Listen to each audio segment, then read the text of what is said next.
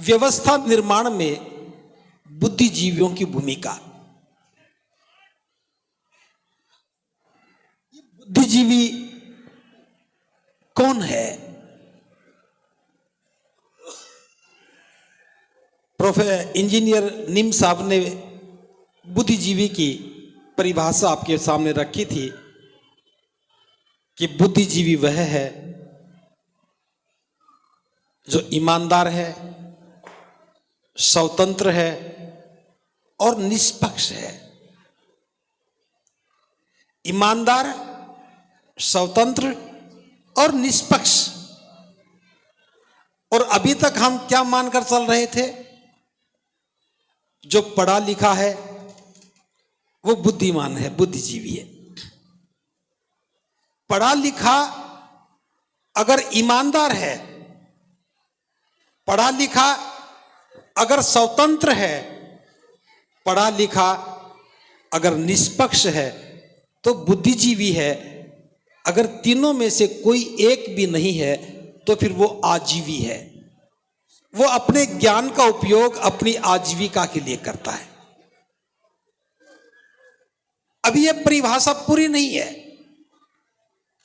हालांकि उन्होंने पूरी परिभाषा दी है, मैं तो एक अंश बता रहा हूं।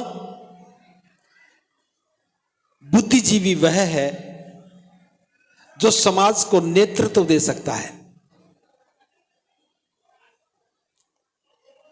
संकट की घड़ी में समाज को जो नेतृत्व दे वो बुद्धिजीवी है। खतरा देख करके चुपचाप घर में बैठ जाए, खतरा देख करके अपने बच्चों को भी घर में दुबका ले, टीवी का चैनल बदल दे, फोन को स्विच ऑफ कर दे, पढ़ा लिखा तो होगा, उसे बुद्धिजीवी नहीं कहा जा सकता। कहना क्या है, निर्णय आपका हो सकता है, मेरा नहीं। अब बात व्यवस्था निर्माण की है। यह विषय भी बाबा साहब ने दिया था। जाति का जो संपूर्ण विनाश नामक भाषण है बाबा साहब का, उसमें बाबा साहब कहते हैं जब तक अपनी व्यवस्था का निर्माण नहीं करेंगे तब तक हम कुछ भी नहीं कर सकेंगे। ना हम प्रतिकार कर सकेंगे, ना किसी का विरोध कर सकेंगे, ना चरित्र का निर्माण कर सकेंगे, ना हम राष्ट्र प्रेम की भावना पैदा कर सकेंगे। जाति की बुनियाद पर जो भी निर्माण करेंगे कभी पूरा नहीं होगा, चटक जाएगा, टूट जाएगा। ये बाबा साहब का जो भाषण है लाहौर में देना था, जो नहीं दिया जा सका, उसका एक अंश है। लेकिन हम बुद्धिजीवियों ने काम की बातों को नहीं सुना, नहीं पढ़ा और नहीं समझा। तो बाबा साहब किस व्यवस्था की बात कर रहे थे? यही विषय है आज जो समझने की बात है। छोटे से एक उदाहरण से समझा रहा हूं।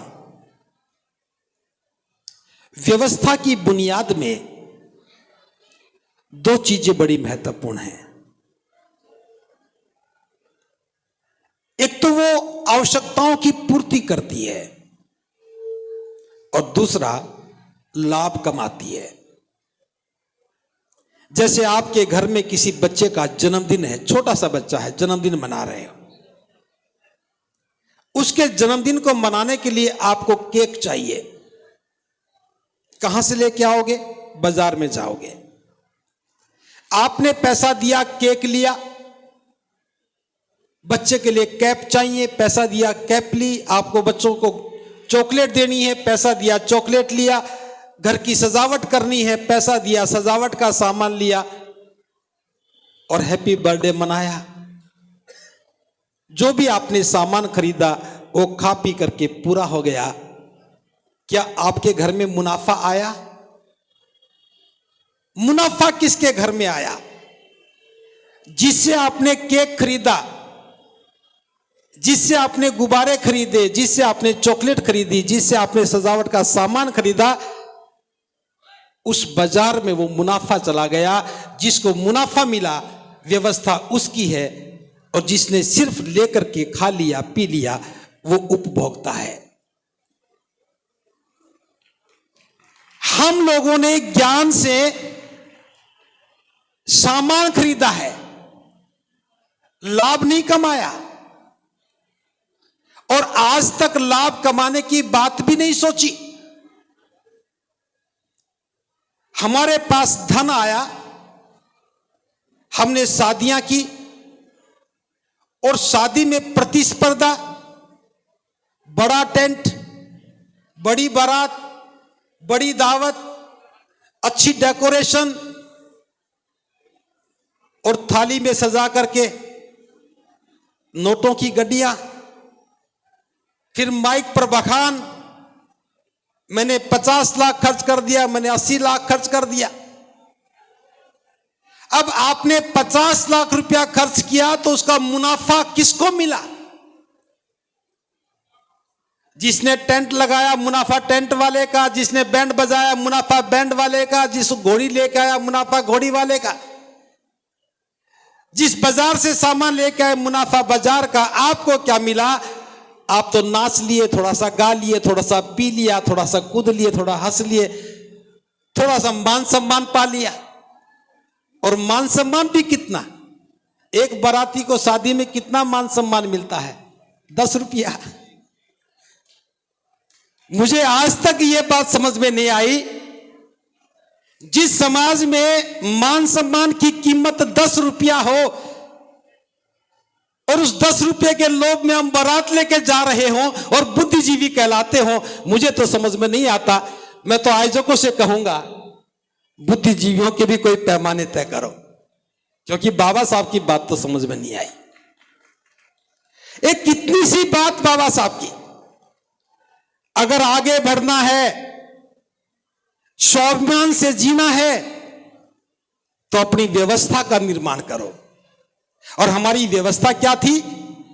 जो हमारी आवश्यकताओं की पूर्ति करे और मुनाफा भी हमें दे। आवश्यकताओं की पूर्ति भी करे और मुनाफा भी हमें दे। बस इतना समझ में आ जाए, अगर मेरे घर में खाना बनना है तो मुझे खाना मिले, तो मेरे पड़ोसी को मुनाफा मिले। मुझे कपड़े पहनने हैं तो मुझे कपड़े मिले, मेरे पड़ोसी को मुनाफा मिले। आप सुबह सुबह रोज स्नान करते हैं, आपको साबुन भी चाहिए, तो मुनाफा पड़ोसी को मिलना चाहिए। क्या इससे बेहतर कोई उदाहरण हो सकता है?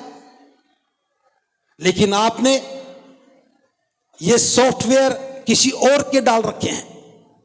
मेरी बात को थोड़ा ध्यान से समझना। आपका शरीर आपका है, यह हार्डवेयर आपका है।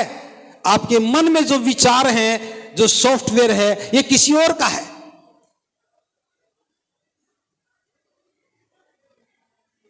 टाटा नमक बेचता है, कहता देश का नमक, टाटा नमक। मुनाफा कौन कमाता है? टाटा। खाते कौन है? आप। क्या ये नमक आपका नहीं हो सकता? आप भी कहो भी अपना नमक अपना स्वाद। नमक तो समुद्र में से ही बनता है। जहां से टाटा बनाता वहां से आप भी बना सकते हो। उसका आपका नाम होगा तो मुनाफा आपको मिलेगा। अगर आप अपना ही नमक खरीद के खाने लगो तो कह सकते हो कि नमक खाने की व्यवस्था, नमक बनाने की व्यवस्था हमारी अपनी है। लेकिन हम लोगों ने दूसरों का अनुसरण तो किया, लेकिन व्यवस्था निर्माण में नहीं किया। गलतियां बहुत की। आज से अगर हम 50 साल पहले चले जाएं और 60-70 वर्ष पहले चले जाएं, क्योंकि मैंने अपने जीवन के जिस दौर को देखा है उससे आज तक की मैं बात कर रहा हूं। हमारे कच्चे मकान थे, अब वो मकान पक्के ही नहीं बल्कि सुंदर भी हो गए। हम गांव की छोटी छोटी गलियों में रहते थे, शहर की भी टेढ़ी मेढ़ी गलियों में रहते थे। आज हम सेक्टरों में आ गए। बच्चों को भी अच्छा पढ़ा लिया, लेकिन अगली पीढ़ी को क्या देके जाओगे? अब पिछले 10 वर्षों से नौकरियां नहीं है और आगे 10 वर्षों में कोई संभावना नहीं है। सारे बुद्धिजीवी आरक्षण बचाने की बात कर रहे हैं। बचा भी लोगे तो कितना पालोगे? आप कहते हैं संविधान को खतरा है, अगर संविधान बच भी गया तो अधिकार कहां से लेके आओगे? जब रेलगाड़ी भारत सरकार चलाती थी तो नौकरियां पा सकते थे, जब रेलगाड़ी कोई और चलाएगा तो नौकरियां अपने रिश्तेदारों को देगा। आपके तो नाम में भी बदबू आती है। क्या संविधान बचाने से जीवन बच सकेगा? और यह खतरा इसलिए मंडराया है कि बुद्धिजीवी लोग मकान बनाने, शादी में खर्च करने और अपनी प्रशस्ति गाने में लग गए। हमें काम जीवन निर्माण का करना था।